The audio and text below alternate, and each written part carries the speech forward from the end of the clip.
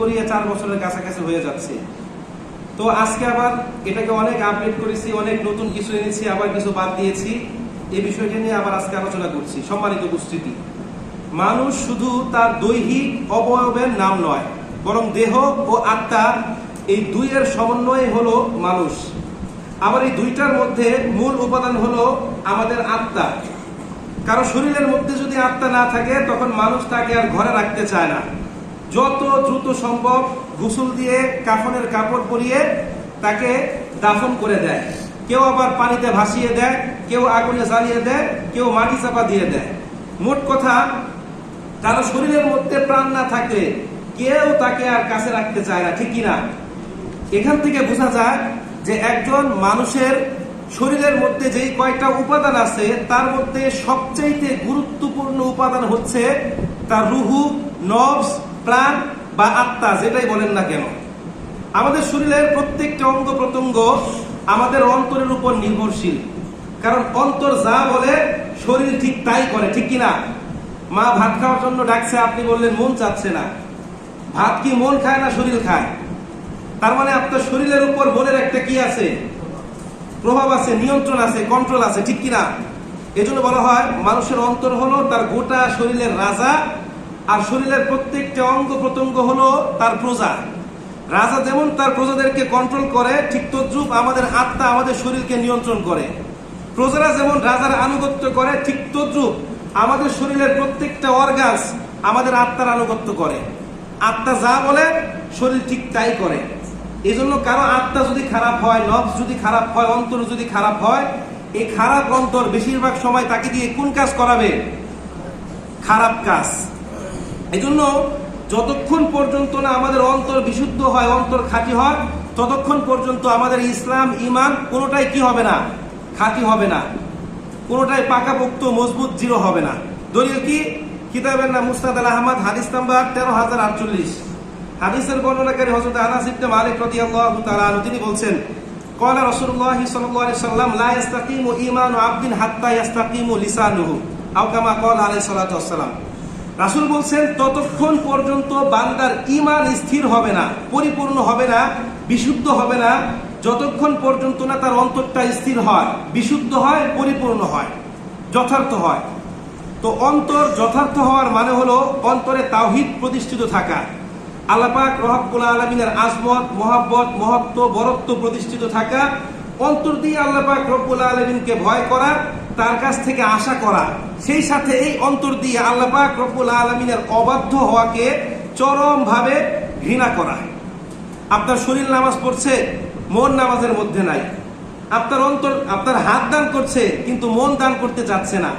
আপনি এক জায়গায় পড়ে মুখ দিয়ে একটা ভালো কথা বললেন, কিন্তু অন্তরের মধ্যে শয়তানি, দুষ্টামি। এরকম ভালো কাজ আল্লাহ পাক রব্বুল আলামিন পছন্দ করেন না। ইসলাম বলছে আপনার শরীর নামাজ পড়ছে, এর মানে কি? এর মানে হচ্ছে আপনার অন্তরটাও কোথায় থাকতে হবে? নামাজের মধ্যে থাকতে হবে। ইসলাম বলছে আপনার হাত দান করছে, আপনার অন্তর দিয়েও কি করতে হবে? দান করতে হবে। ইসলাম বলছে আপনি মুখ দিয়ে অন্যের কল্যাণ কামনা করছেন, প্রশংসা করছেন, অন্তরের মধ্যে শয়তানি থাকতে পারবে না। অন্তর দিয়েও কি করতে হবে? তার কল্যাণ কামনা করতে হবে। শুধু মুখে মিষ্টি কথা আর অন্তরের মধ্যে শয়তানি থাকবে, এটা ইসলাম পছন্দ করে না। কারণ পূর্ণাঙ্গ মুমিন হতে হলে আমাদেরকে কি করতে হবে? অন্তর এবং শরীর দুইটাকেই কি করতে হবে? আল্লাহ পাক রব্বুল আলামিনের জন্য দিয়ে দিতে হবে। কারণ আল্লাহ পাক রব্বুল আলামিন কখনোই আমাদের বাহ্যিক আবরণ বা আমাদের যে কভারটা আছে, শরীরটা আছে, এটা দেখে না। আল্লাহ পাক দেখেন আমাদের অন্তরের অবস্থা। দলিল কি? সহিহ মুসলিম 6437 নম্বর হাদিস। হাদিসের বর্ণনাকারী হযরত আবু হুরায়রা রাদিয়াল্লাহু তাআলা আনহু, তিনি বলছেন, ক্বালা রাসূলুল্লাহ সাল্লাল্লাহু আলাইহি ওয়াসাল্লাম, ইন্নাল্লাহা লা ইয়ানজুরু ইলা সুওয়ারিকুম ওয়ালাকিন্নাল্লাহা ইয়ানজুরু ইলা কুলুবিকুম। নিশ্চয়ই আল্লাহ পাক রব্বুল আলামিন কখনোই তোমাদের বাহ্যিক আবরণ, আকৃতি, চাকচিক্য, শরীর এগুলোর দিকে তাকায় না, বরং আল্লাহ পাক রব্বুল আলামিন দেখেন তোমাদের অন্তরের অবস্থা। তুমি অন্তর দিয়ে কতটুকু আল্লাহর আনুগত্য করছো। তুমি নামাজ পড়ছো, তোমার অন্তরটা নামাজের মধ্যে আছে কিনা? তুমি ভালো কাজ করছো, তোমার অন্তরটা ভালো কাজ করছে কিনা? তুমি মুখ দিয়ে প্রশংসা করছো, তোমার অন্তর তার প্রশংসা করছে কিনা, তার কল্যাণ কামনা করছে কিনা? এটাই হচ্ছে আল্লাহ পাক রব্বুল আলামিন দেখেন। এজন্য হযরতে হাসান বসরি রহমাতুল্লাহি আলাইহি একদা এক ব্যক্তিকে ডাক দিয়ে উপদেশ দিয়ে বলেন, হে আল্লাহর বান্দা, দাবি কলবিকা ফাইন্না হাজাতাল্লাহি ইলাল ইবাদ সলাহুল কুলুব। তুমি সবার আগে তোমার অন্তরকে পরিশুদ্ধ করো, কেননা আল্লাহ পাক রব্বুল আলামিনের আনুগত্য করার জন্য একটা বিশুদ্ধ, পরিশুদ্ধ, সুস্থ অন্তরের দরকার। কারণ অসুস্থ অন্তর থেকে, কালো অন্তর থেকে, খারাপ অন্তর থেকে সর্বদা হিংসা, বিদ্বেষ, লোভ, লালসা এবং খারাপ কাজের প্রতি উদ্দীপনা, উৎসাহ এবং আগ্রহ সৃষ্টি হয়। ঠিক কিনা? আপনাদের কি বুঝতে কোনো সমস্যা হচ্ছে? স্পিড একটু বেশি হচ্ছে কারণ সময় কম, আলোচনা বেশি। সম্মানিত উপস্থিতি, দেখুন, আত্মার পরিশুদ্ধি মানুষের জীবনে একটা গুরুত্বপূর্ণ চ্যাপ্টার, একটা গুরুত্বপূর্ণ বিষয়। কারণ শুরুতেই বলেছি যে আত্মার পরিশুদ্ধি ছাড়া মানুষ কখনোই পরিপূর্ণভাবে ইসলামের মধ্যে প্রবেশ করতে পারে না। কারণ প্রত্যেকটা মানুষের দুইটা অ্যাপিয়ারেন্স বা দুইটা এক্সিস্টেন্স আছে। একটা হচ্ছে ইন্টারনাল অ্যাপিয়ারেন্স বা আভ্যন্তরীণ দিক, আরেকটা হচ্ছে এক্সটার্নাল অ্যাপিয়ারেন্স বা বাহ্যিক দিক। ইসলাম যেমন মানুষের বাহ্যিক আবরণ, বাহ্যিক দিক, শরীরটাকে চাকচিক্য এবং সুন্দর করার পরামর্শ দেয়, আদেশ দেয়, ঠিক তদ্রূপ আমাদের যে আভ্যন্তরীণ দিক বা ভিতরগত দিক আছে, আত্মা আছে, এটাকেও চাকচিক্য এবং সুন্দর করার আদেশ দেয়। তো কোরআনের ভাষায় এই আত্মার পরিশুদ্ধিকে বলা হয় তাজকিয়াতুন নফস। বলেন তো কি বলা হয়? এই বিষয়টা নিয়ে বেশিরভাগ আলোচনা করে বড় বড় উলামায়ে কেরাম। সেখানে আত্মশুদ্ধির বয়ান হয়, সেখানে তারা ঘন্টার পর ঘন্টা এগুলো নিয়ে আলোচনা করে। নর্মালি জুমার বয়ান এগুলো হুজুররা খুব কম করে। সম্মানিত উপস্থিতি, তো দেখেন, আল্লাহ পাক রব্বুল আলামিনের প্রিয় বান্দা হতে চাইলে সবার আগে একটা পুত পবিত্র, খাঁটি এবং সুস্থ অন্তরের দরকার। এই আত্মার পরিশুদ্ধি কত গুরুত্বপূর্ণ বিষয় একটা উদাহরণ দিলে সহজেই বুঝতে পারবেন। কেউ যদি বাহ্যিকভাবে লোক দেখানোর জন্য নামাজ পড়ে, রোজা রাখে, হজ করে, যাকাত দেয়, ভালো কাজ করে, তাহলে তার আমলগুলো হবে ওই ফুলের মতো যার রং আছে, দেখতেও অ্যাট্রাকটিভ, আকর্ষণীয়, কিন্তু কোনো গন্ধ নাই। অথবা ওই ফলের মতো যা দেখতে চমৎকার, অত্যন্ত সুন্দর, কিন্তু খাওয়া যায় না। এমন একটা ফলের নাম বলেন তো? মাকাল ফল। উপরটা আপেলের চাইতে সুন্দর, কিন্তু ভিতরে কয়লার চাইতে কুসকুসে কালো, দুর্গন্ধযুক্ত। ঠিক কিনা? এখন এই ফল যদি 2 টাকা কেজি বিক্রি করে আপনি কিনবেন? হ্যাঁ। কারণ কি? কারণ এটা খাওয়া যায় না। ঠিক কিনা? একইভাবে দেখেন, আমাদের আত্মা যদি বিশুদ্ধ না হয়, পরিপূর্ণ না হয়, পরিশুদ্ধ না হয়, কলুষমুক্ত না হয়, তাহলে আমাদের ইবাদতগুলো হবে প্রাণহীন। প্রাণহীন কোনো কিছুর মূল্য যেমন আমাদের কাছে নাই, আল্লাহর কাছেও নাই। যেমন ধরেন, আমি ঘোষণা দিলাম যে ঈদ উপলক্ষে আমি আপনাদের কাছে 300 টাকা কেজি গরুর মাংস বিক্রি করব, কে কয় কেজি নেবেন? আমার মনে হয় এখানে যে কয়জন আছেন অলরেডি 5টা গরু বিক্রি হয়ে যাবে। হুজুর আমার 15 কেজি, আমার 20 কেজি, আমার 1 মণ। আরে হুজুর কত ভালো মানুষ, 300 টাকা কেজি গরুর মাংস বিক্রি করবে। এখন আমি যদি বলি আমার কথা একটু বাকি আছে, গরুগুলো মরা, তখন গালি দিবেন, হ্যাঁ হুজুর বাটপার, খারাপ মানুষ, 300 টাকা কেজি আমাদেরকে মরা গরুর মাংস খাওয়ায়। ঠিক কিনা? একবারের জন্য চিন্তা করলেন না যে 750 টাকা কেজি গরুর মাংস হুজুর 300 টাকা কেজি কিভাবে বিক্রি করবে। ঠিক কিনা? তার মানে মরা গরুর মূল্য কি আমাদের কাছে আছে? মরা ছাগলের, ইঞ্জিনবিহীন গাড়ির, বিদ্যুৎবিহীন এই মাইক্রোফোনের কোনো মূল্য আছে? এর মানে প্রাণহীন কোনো জিনিসের মূল্য যেমন আমাদের কাছে নাই, আল্লাহর কাছেও কি নাই। আপনি নামাজ পড়ছেন, আপনার নামাজের মধ্যে প্রাণ নাই, আপনার দানের মধ্যে প্রাণ নাই, আপনার ভালো কাজের মধ্যে প্রাণ নাই, এগুলোর মূল্য আল্লাহর কাছে আছে? আল্লাহর কাছে নাই। তো ইসলামের আলোকে যদি কোনো ব্যক্তিকে আপনি জাজমেন্ট করতে চান, বিচার করতে চান, আপনাকে দেখতে হবে তার অন্তরটা কতটুকু পিওর, কতটুকু খাঁটি, কতটুকু বিশুদ্ধ। কারণ অন্তর খাঁটিহীন কোনো ইবাদত আল্লাহর কাছে কিনা গ্রহণযোগ্য না। সম্মানিত উপস্থিতি, তো বলছিলাম, দেখেন আমাদের শরীরের কয়টা দিক? বলেন কয়টা দিক? একটা বাহ্যিক, আরেকটা কি আভ্যন্তরীণ। তো আমাদের শরীরের যেমন সুস্থতা এবং অসুস্থতা আছে, ঠিক তদ্রূপ আমাদের আত্মারও সুস্থতা এবং অসুস্থতা নামক 2টা অবস্থা আছে। আমাদের শরীর অসুস্থ হলে, কোনো রোগবালা দেখা দিলে আমরা যেমন ডাক্তারের কাছে যাই, ওই সম্পর্কিত এক্সপার্ট বা গবেষক যারা আছে তাদের কাছে যাই, ওষুধ খেয়ে এটাকে সুস্থ করি। ঠিক তদ্রূপ আমাদের আত্মা যদি অসুস্থ হয়, কলুষিত হয়, বিষাক্ত হয়, এটাকেও ওই সম্পর্কিত এক্সপার্ট বা গবেষক যারা আছে তাদের মাধ্যমে কি করাতে হবে? এই রুহানি ডাক্তারদের কাছে গিয়ে রুহের চিকিৎসা করাতে হবে। এখন রুহানি ডাক্তার কারা বলেন তো? কারা? সবাই কি খেয়াল দিয়ে শুনতেছেন আমার কথা? রুহানি ডাক্তার কারা? হক্কানি উলামায়ে কেরাম। আল্লাহ পাক রব্বুল আলামিন সূরা শামসের 7 থেকে 10 নম্বর আয়াতের মধ্যে বলছেন, ওয়া নাফসি ওয়া মা সাওয়াহা ফাআলহামাহা ফুজুরাহা ওয়া তাকওয়াহা কদ আফলাহা মান যাক্কাহা ওয়া কদ খাবা মান দাসসাহা। আল্লাহ পাক বলেন শপথ সেই সত্তা যিনি মানুষের আত্মাকে সুঠাম করেছেন। ফাআলহামাহা ফুজুরাহা ওয়া তাকওয়াহা, মানুষকে ভালো এবং মন্দ কাজের জ্ঞান দান করেছেন, বোঝার তৌফিক দিয়েছেন।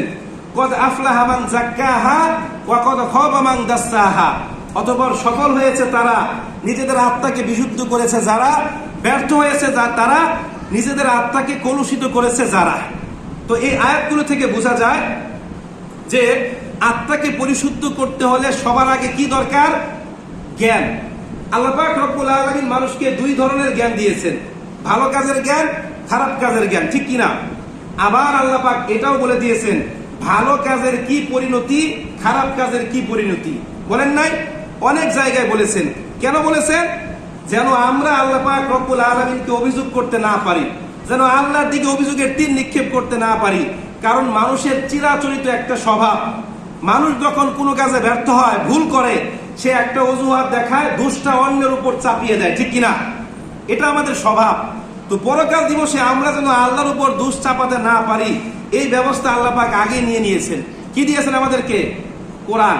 আল্লাহ পাক রব্বুল আলামিন সূরাতুল কাহফের 7 থেকে 8 নম্বর আয়াতের মধ্যে বলছেন, ইন্নাল্লাযীনা আমানু ওয়া আমিলুস সলিহাত কানাত লাহুম জান্নাতুল ফিরদাউসি নুজুলা খালিদিনা ফিহা লা ইয়াবগুনা আনহা হিওয়ালা। নিশ্চয় যারা ঈমান এনেছে এবং সৎ কাজ করেছে তাদের জন্য রয়েছে জান্নাতুল ফিরদাউসের চূড়ান্ত সফলতা। খালিদিনা ফিহা, চিরকাল ব্যাপী তারা সেই জান্নাতের মধ্যে অবস্থান করবে। লা ইয়াবগুনা আনহা হিওয়ালা, সেই জান্নাত কখনো শেষ হবে না। আবার আল্লাহ পাক রব্বুল আলামিন সূরাতুল বাকারার 81 নম্বর আয়াতের মধ্যে বলছেন, বালা মান কাসাবা সাইয়্যাতান ওয়া আহাতাত বিহি খাতিয়াতুহু ফাউলাইকা আসহাবুন নার হুম ফিহা খালিদুন। আর জেনে রাখো, যারা খারাপ কাজ করো, যারা পাপ কাজ করো, তাদের জন্য রয়েছে জাহান্নামের আগুন। হুম ফিহা খালিদুন, চিরকাল ব্যাপী তারা সেই জাহান্নামের আগুনের মধ্যে কি করবে? অবস্থান করবে। তো আল্লাহ পাক রব্বুল আলামিন আমাদেরকে জ্ঞান দিয়েছেন, ভালো মন্দ তফাৎ করার মতো ক্ষমতা দিয়েছেন। ভালো কাজের কি পরিণতি, খারাপ কাজের কি পরিণতি, এটাও আল্লাহ পাক রব্বুল আলামিন কি করেছেন? আমাদেরকে জানিয়ে নিয়েছেন। এবার ডিসিশন আপনার, আপনি জান্নাতে যাবেন না জাহান্নামে যাবেন, এই সিদ্ধান্ত আপনি নেবেন। আপনি যদি ভালো কাজ করেন, আপনার ডেস্টিনেশন জান্নাত। আপনি যদি খারাপ কাজ করেন, আপনার গন্তব্য কি? জাহান্নাম। এবার আসেন, ছোট একটা উদাহরণের মাধ্যমে আমরা জানার চেষ্টা করি মানুষের আত্মা কিভাবে কলুষিত হয়, আত্মা কিভাবে দূষিত হয়।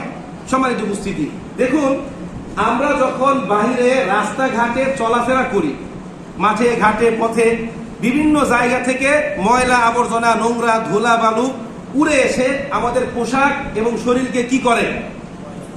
ময়লা করে দেয়, নোংরা করে দেয়, ঠিক কিনা? তো এমন অবস্থায় এই পোশাক এবং শরীরকে কিভাবে পরিষ্কার করতে হয়, ক্লিন করতে হয়, এটা কিন্তু আমাদের জানা আছে। বিভিন্ন দামি ডিটারজেন্ট, পাউডার বা লিকুইড দিয়ে ওয়াশিং মেশিনের মধ্যে আমরা জামাটাকে ভিজাই, মেশিনটা চালু করি, আস্তে আস্তে এটা পরিষ্কার হয়ে যায়, ঠিক কিনা? একইভাবে আমাদের শরীরের কোথাও ময়লা আবর্জনা লেগে গেলে এটাকে কিভাবে পরিষ্কার করতে হয়, বিভিন্ন দামি ব্র্যান্ডের সাবান, শ্যাম্পু দিয়ে আমরা মাথার চুল এবং শরীর পরিষ্কার করি, ঠিক কিনা?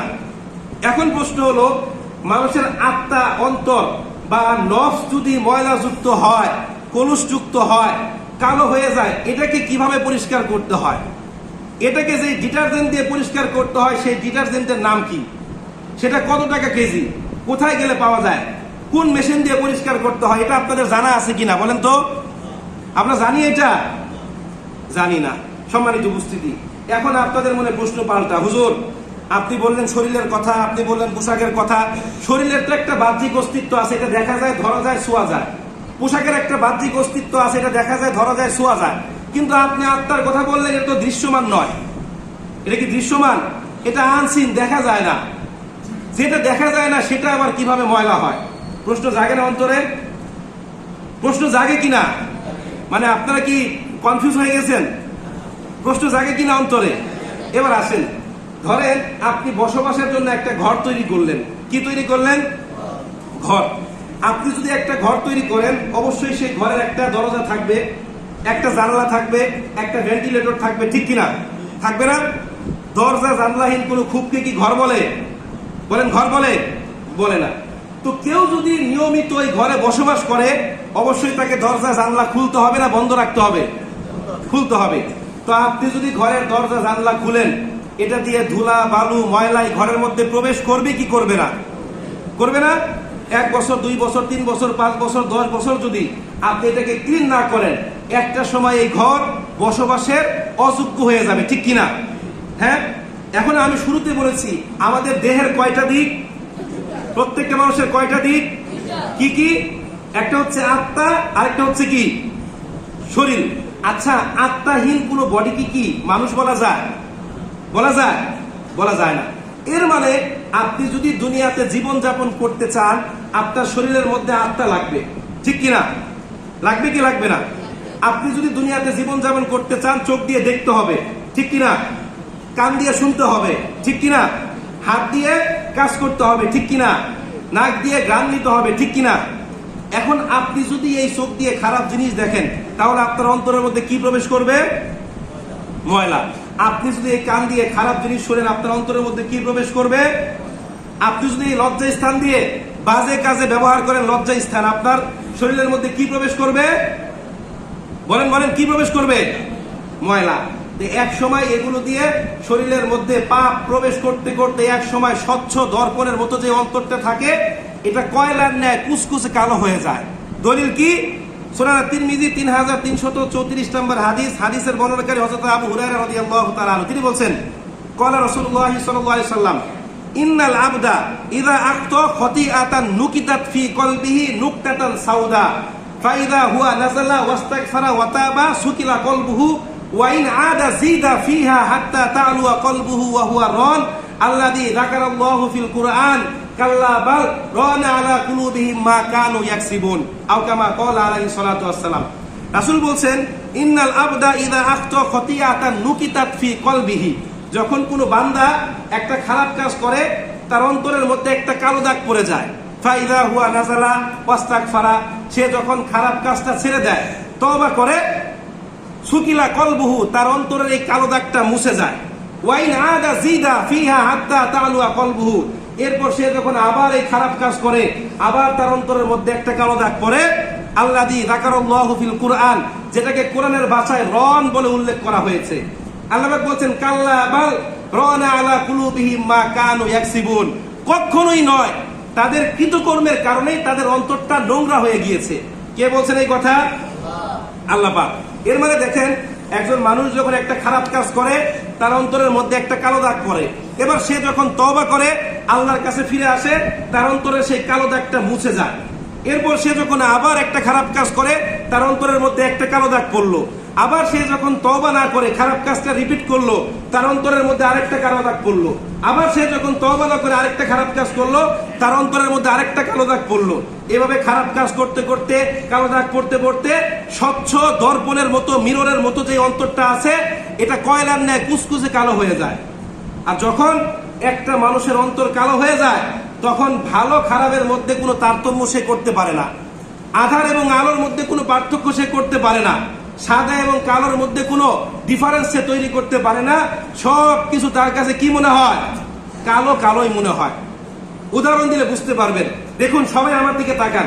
কারো দৃষ্টিশক্তি যদি অন্ধ হয়ে যায়, অথবা জন্মলগ্ন থেকে কেউ যদি অন্ধ থাকে, আপনি যদি তার সামনে চন্দ্র, সূর্য, এরপর গোটা পৃথিবীর যত পাওয়ারের ইলেকট্রিসিটির লাইট আছে, আপনি তার চোখের সামনে জ্বালান, সে কি সাদা দেখতে পাবে? বুঝেন না আপনারা? সাদা দেখতে পাবে? তার কাছে সব কেমন মনে হবে? কালো। তো পাপ কাজ করতে করতে করতে করতে কারো অন্তর যখন কালো হয়ে যায়, তখন সে ভালোকে ভালো চোখে দেখে না, খারাপকে খারাপ চোখে দেখে না।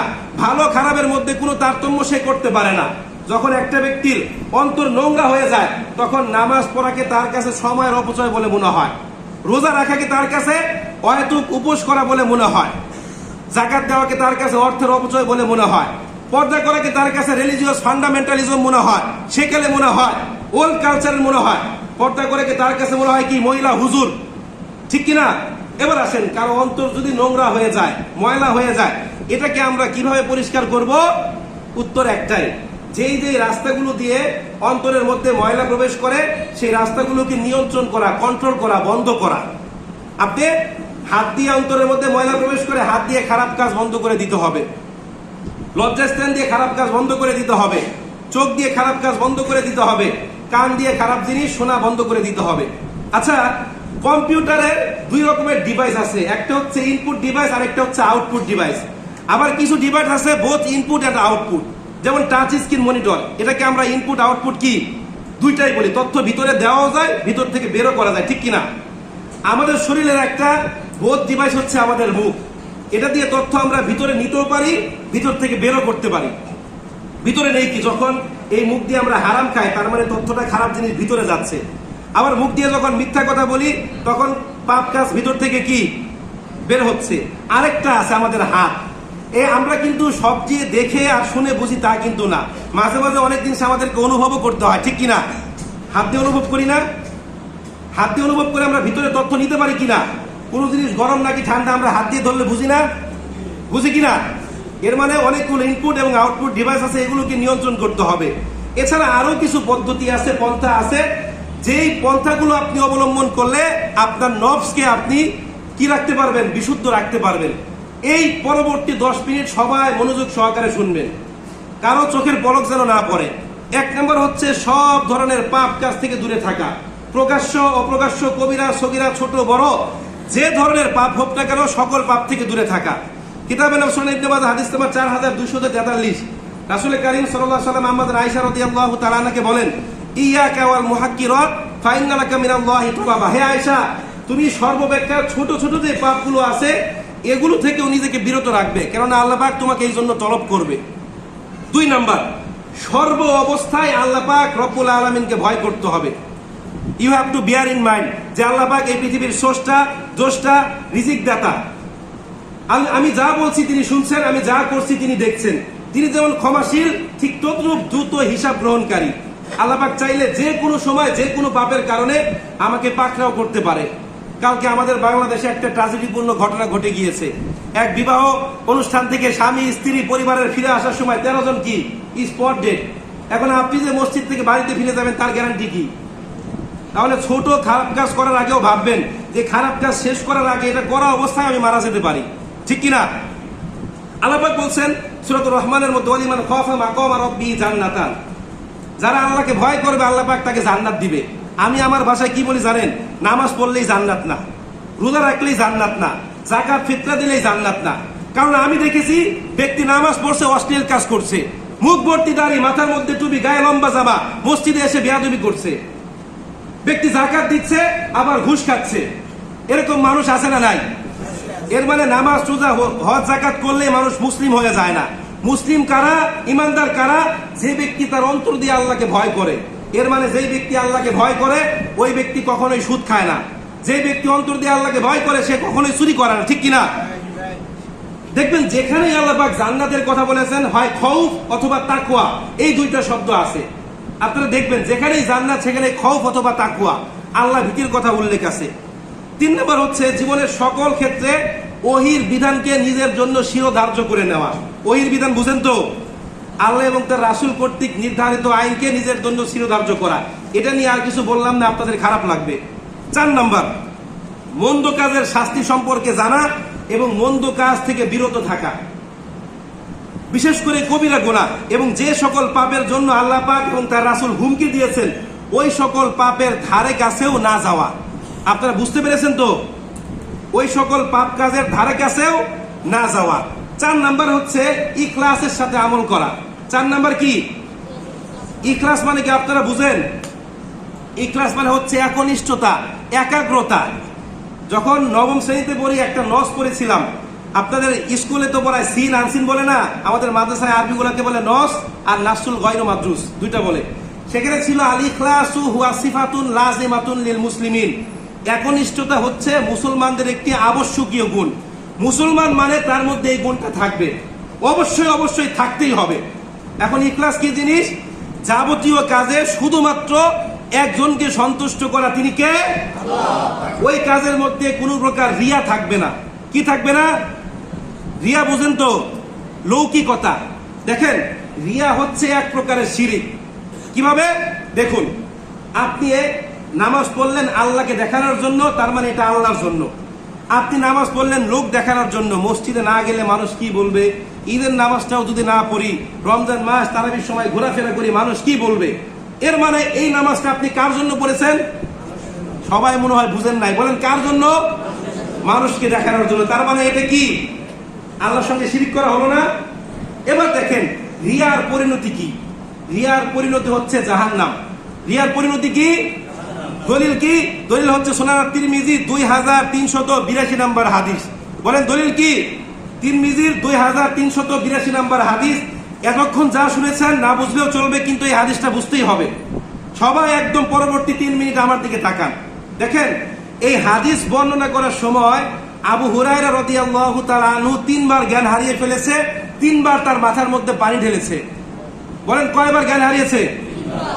সবচেয়ে বেশি হাদিস বর্ণনা করেছেন এই সাহাবীর নাম কি?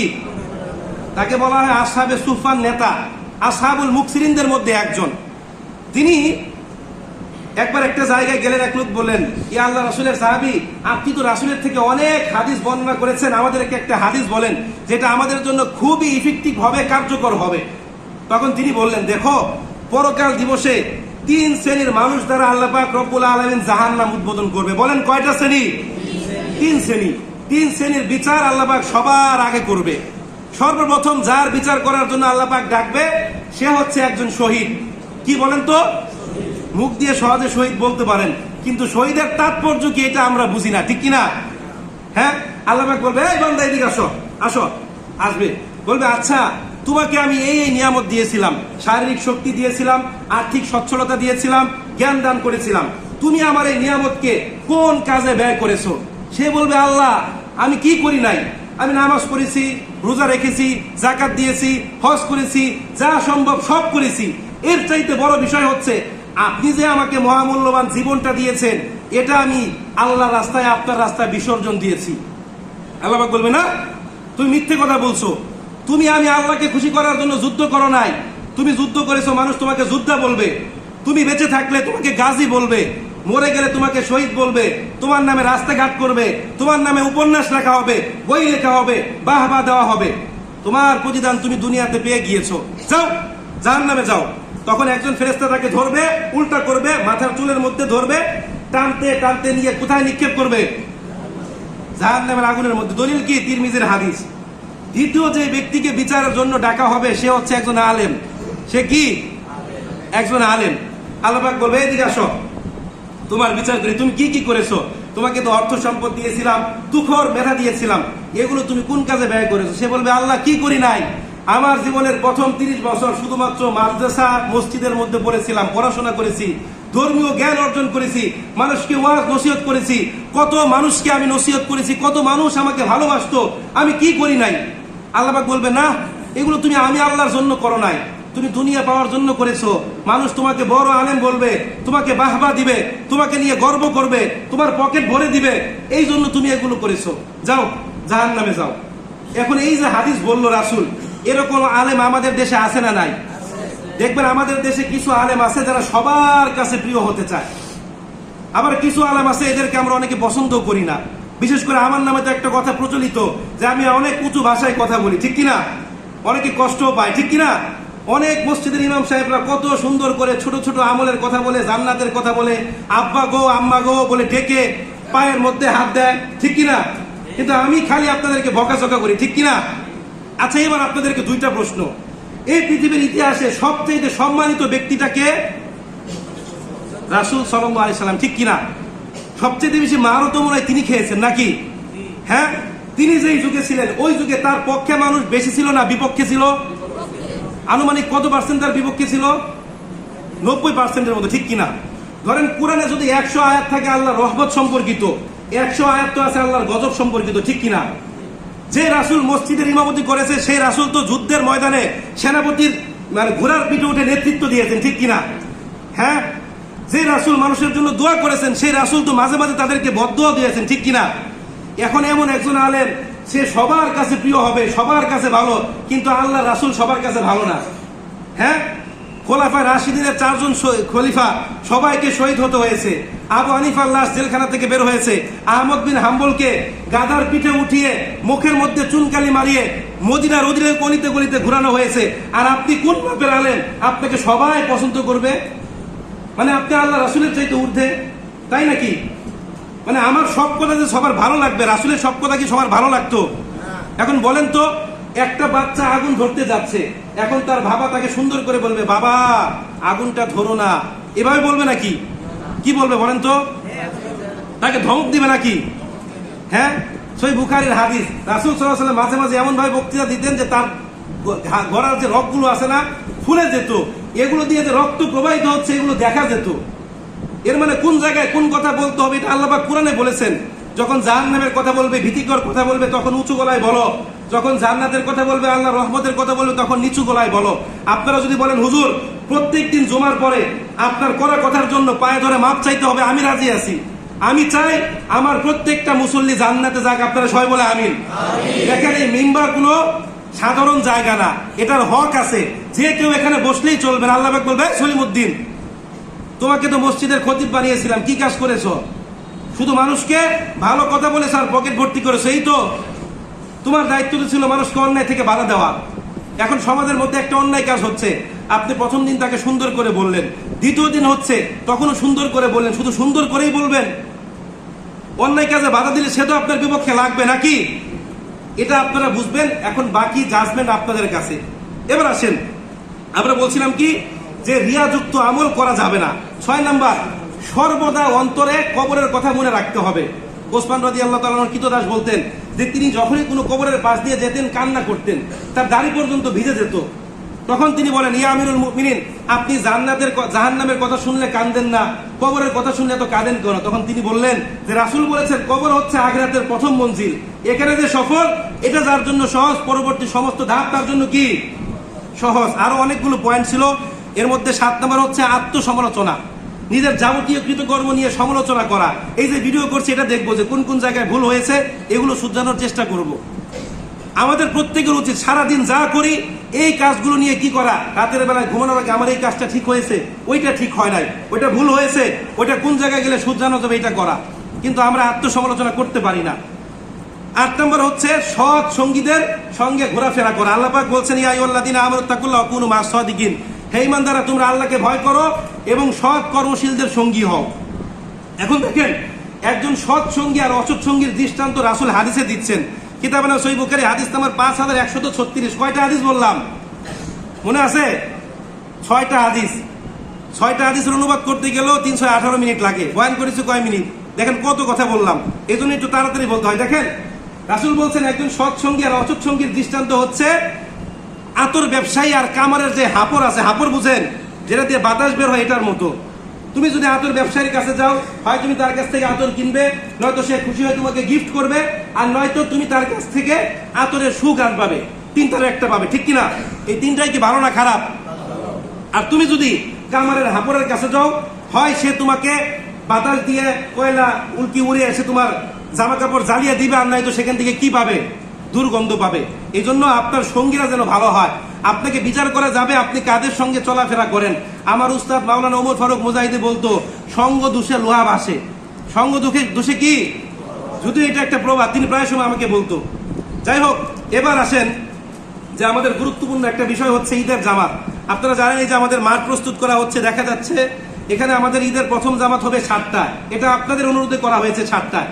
আমাদের অনেক সহকর্মী আছে যারা ঈদের নামাজ মাঠে পড়তে চায় কিন্তু সময়ের কারণে পারে না।